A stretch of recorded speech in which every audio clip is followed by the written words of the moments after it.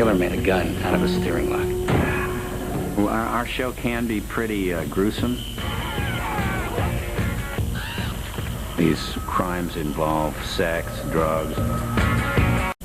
One of the things that happened to my character that we established in season 1 was that he lost the love of his life, his wife, at the World Trade Center on September 11th.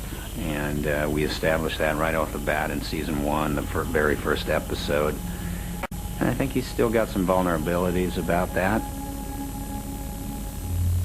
When we started the series, I did a lot of research. I spoke to a bunch of different investigators from Los Angeles and New York, and watching the investigators themselves, like just looking at their eyes, it was incredible. One gentleman had to leave.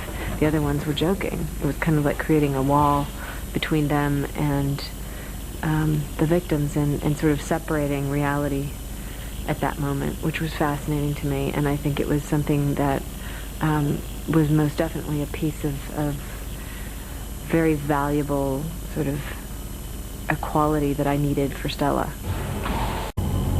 One way or another. I think the crime scenes in all of the CSIs crack up with sexual tension. If there is a factor that people say there's sexual tension at funerals, then maybe something to do with being at a crime scene also brings out the sexual tension between the characters. Let me fix your tie. You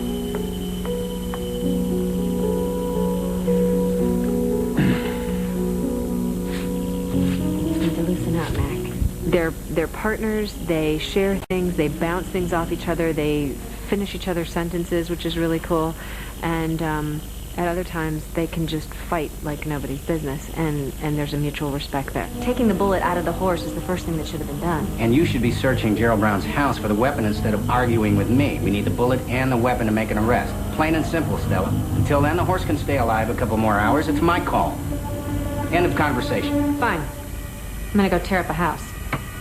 She's a tough cookie. She's extremely committed to her job, loves her job, and is really an intelligent woman, but very emotionally connected to finding out the truth.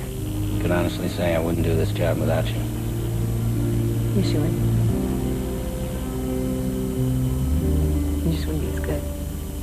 And she prides herself in sort of being really great at what she does. We don't make mistakes. Hell, I don't make mistakes, not with evidence. I need to know what this is. Mac is a man who has a real sense of justice. He's a person, I think, of very high moral integrity, somebody who's determined and dedicated to do the right thing.